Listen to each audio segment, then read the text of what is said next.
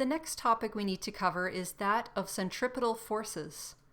A centripetal force is either a force or a sum of forces that causes or enables an object to move in a circle.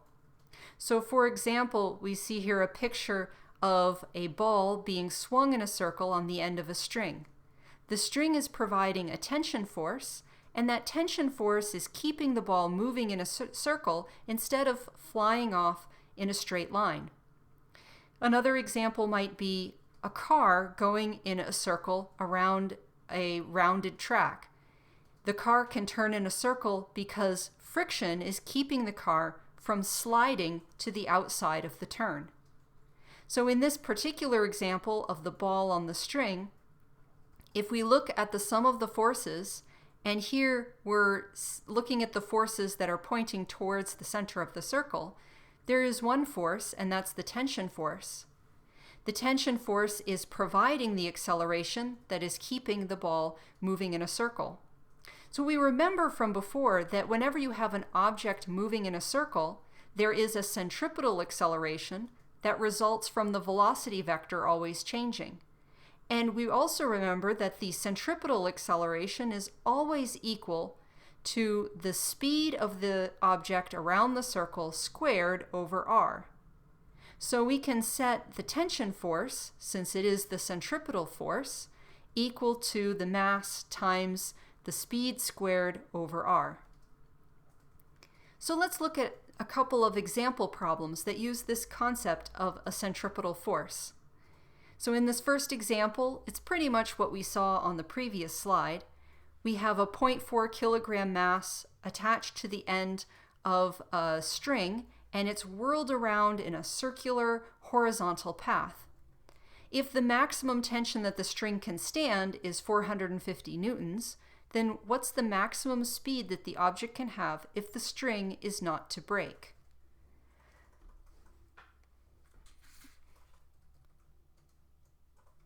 So if we draw a picture of this example problem,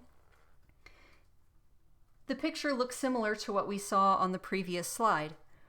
We have a ball, and the ball is going in a circular path, and there's a string coming from the center that's attached to the ball. So the ball is experiencing a tension force from the string towards the center of the circle. So if we sum the forces acting on this ball, and here we define the positive direction as being the direction of the centripetal acceleration, which is towards the center of the circle. There's only one force, which is the tension force, and that's equal to the mass times the centripetal acceleration. We know it's a centripetal acceleration because the ball is moving in a circle. And we also know that centripetal acceleration is always equal to v squared over r. Now we know the maximum tension that the string can withstand. We know what that is, and we want to know what speed does that correspond to. So we need to solve this expression for the speed in our v squared over r term. So we're just rewriting this. Tension is equal to mv squared over r, and we need to solve for the speed. So first I'll multiply both sides of the equation by r, and then divide both sides by the mass of the ball. So then I have that the speed squared is equal to the radius of the circle times the tension force divided by the mass of the ball. And then I can go ahead and plug in some numbers. Oh, but I also then have to take the square root of both sides of this expression so that I get speed all by itself. So then plugging in some numbers, the radius of the circle in this case is 0.75 meters. The tension force, the maximum tension force that the string can withstand, is 450 newtons. And the mass of the ball is 0.4 kilograms. And then I need to take the square root of that. So this maximum speed that corresponds to the maximum tension force is 29.0 meters per second.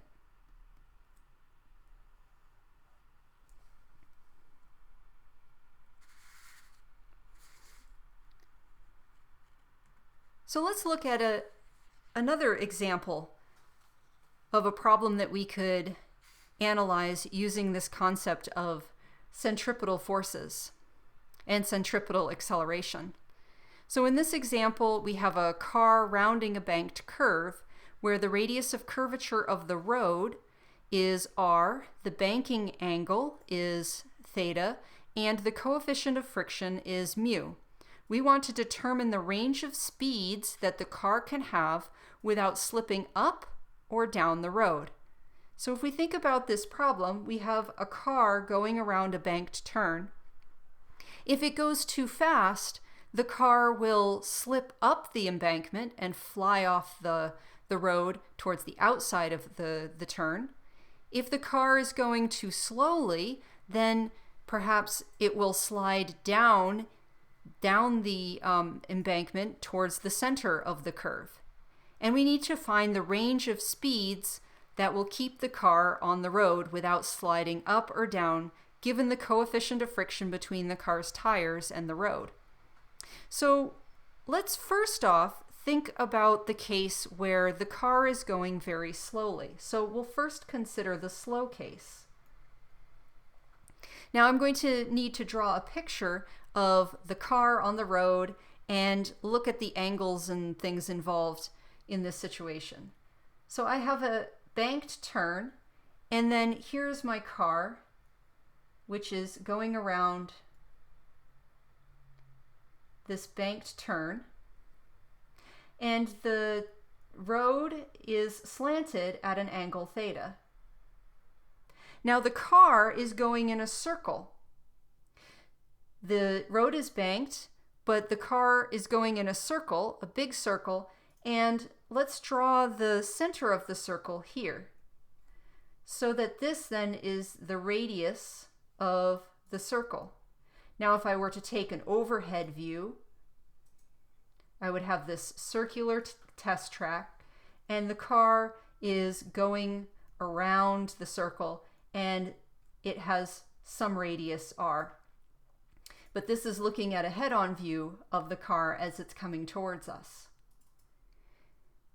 So the next thing we need to do is we need to draw a force diagram, a free body diagram for our car that's on this slanted surface.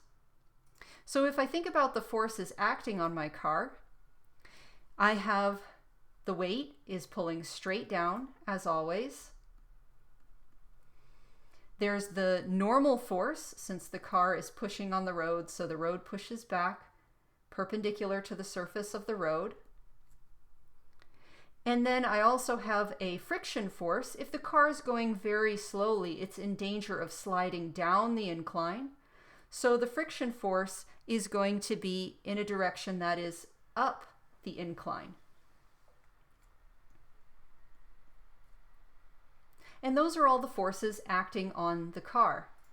So my next task is to choose a coordinate system. And for this problem, I'm going to make a slightly different choice than when we were looking at other problems involving inclines. In those problems, we used a tilted coordinate system because we wanted the x direction to be the direction of any acceleration. This time, we want a similar thing. We want the x direction to be the direction of the acceleration. But where is the car accelerating? Well, it's going in a circle. And since it's going in a circle, the acceleration is towards the center of the circle. If I look at this picture here, that means that the acceleration, the centripetal acceleration, since the car is going in a circle, is towards the center of that circle. So I actually want the flat horizontal direction to be the direction of my x axis, because I want positive x to be in the direction towards the center of the circle. So for the forces here, I will not use a tilted coordinate system, but I will use a coordinate system where positive y is in the upward direction, and then positive x is in a direction towards the center of the circle.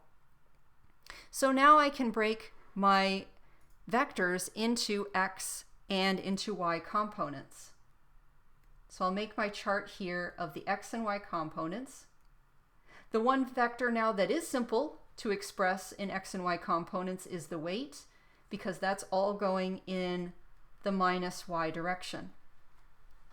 But now I need to break up the friction force and the normal force into x and y components.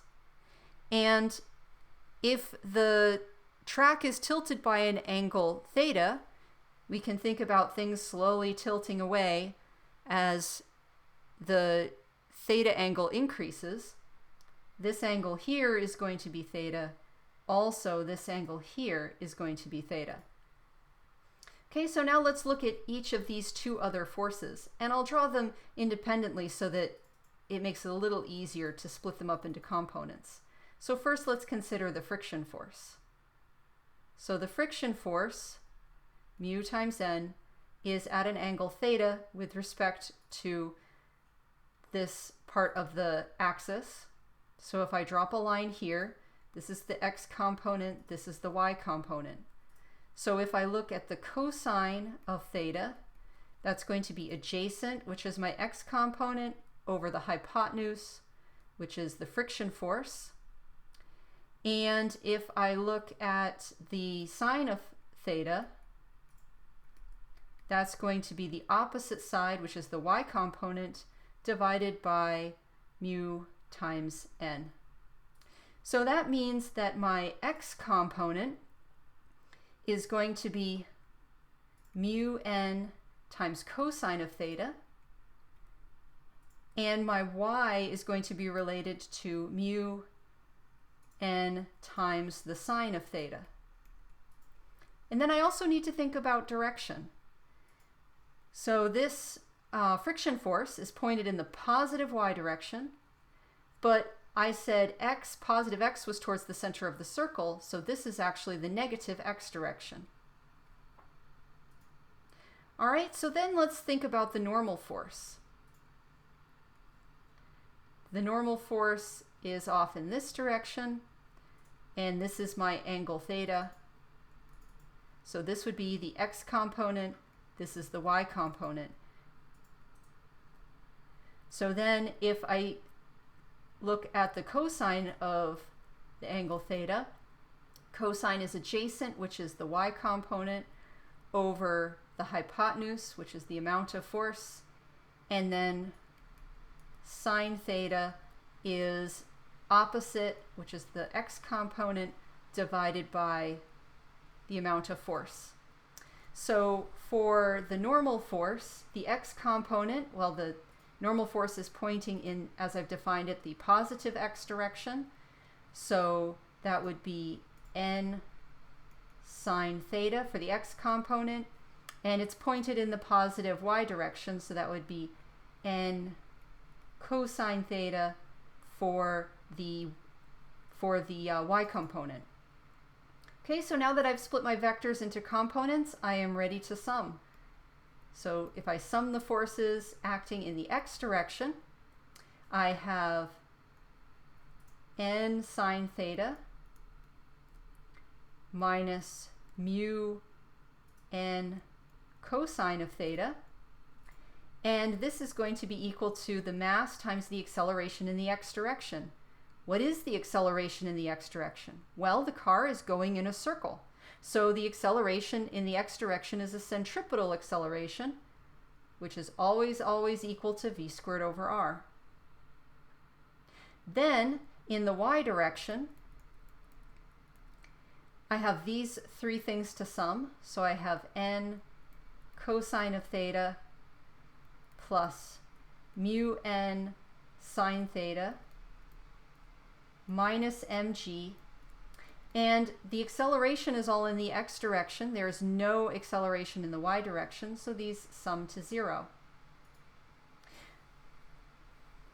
So the thing that I want to find, if we remember, is actually the speed.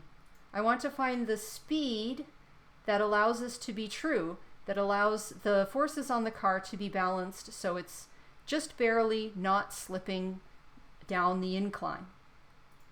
So I need to find the speed, and if I look at the things that are in my equation, I'm assuming that somebody is going to tell me what theta is, someone will tell me what mu is, and someone will tell me perhaps the mass of the car, or maybe that will cancel. So, and the radius of the turn as well. So the thing I don't want to have left in my equation is the normal force. I would prefer that that is not part of this equation that I want to solve for velocity. So it looks like what I can do is focus on solving this second equation for the normal force and then plug it into the first. So if I do that, I can take the mg to the other side. I have n cosine of theta plus mu n sine theta equals mg. I can factor out an n cosine theta plus mu sine theta is equal to mg, and then divide both sides by the cosine theta plus mu sine theta. So that gives me an expression for n. N is equal to mg divided by cosine of theta plus mu sine of theta. Then the next step is to take this expression for n and plug it into this equation here. So I'm going to need a little bit more room. So the first thing I'll do is rewrite this equation for the sum of the forces in the x direction, factoring out the n values. So if I do that, I'm going to have n times the sine of theta minus mu cosine theta. That's going to be equal to mv squared over r. And then I can take that previous expression and substitute it in for the n. So that would give me mg divided by cosine of theta plus mu sine theta times the sine of theta minus mu cosine of theta is equal to mv squared over r. Now, one thing I noticed that's pretty handy is that I have a mass on both sides of my equation. So I can divide both sides by mass, and it does turn out that I don't need to know the mass of the car. That cancels. And then the other thing I'll want to do is multiply both sides of the equation by r. So then I'm just left with v squared is equal to gr times sine theta minus mu cosine of theta divided by cosine of theta plus mu sine of theta. And that looks like a good expression for v squared. The last step, if I want to figure out what the speed is just to take the square root of both sides. So that gives me the slowest speed that the car could move so that it does not slip down the incline.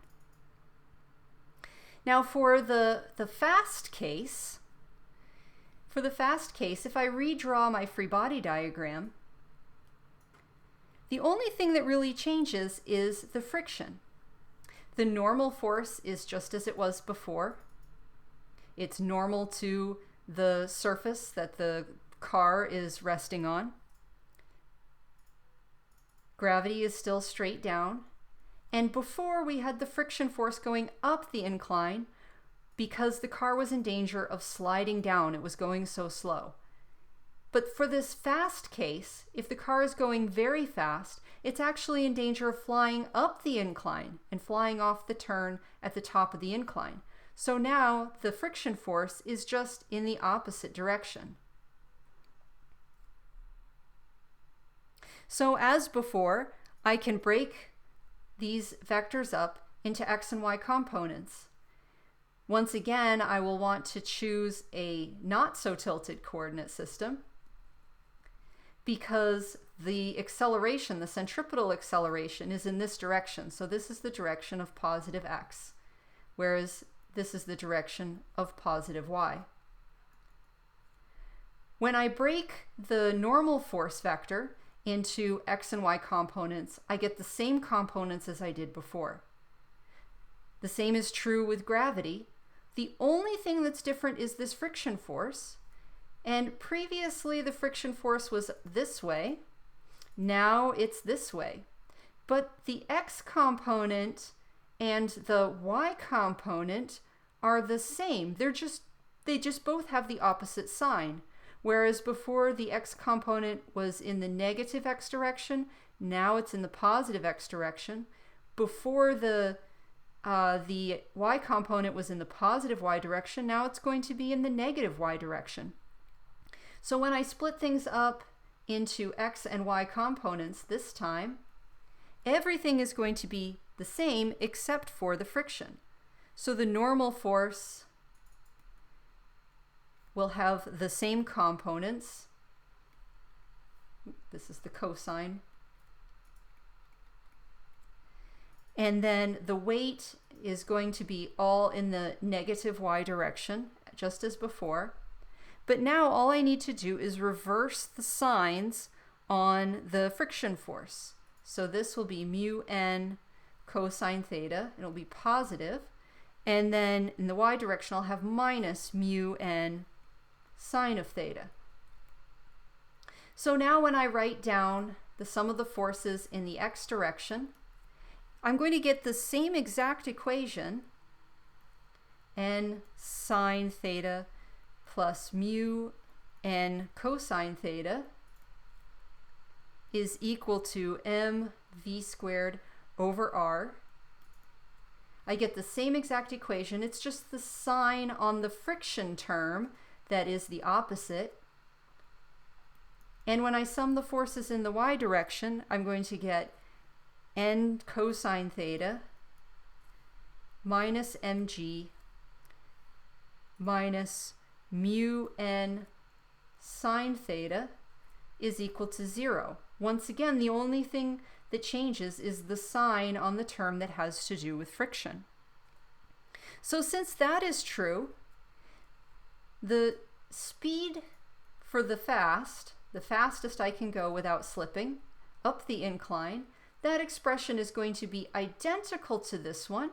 It's just that wherever we see a mu, the sign is the opposite, because all of my friction terms have the opposite sign. So you can go through the math details, but if you do so, you'll find that you get a very similar expression. Rg sine theta plus mu cosine theta divided by cosine theta minus mu sine theta.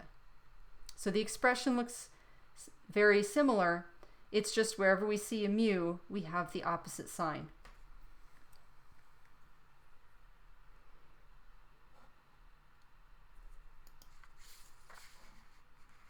So here's another question.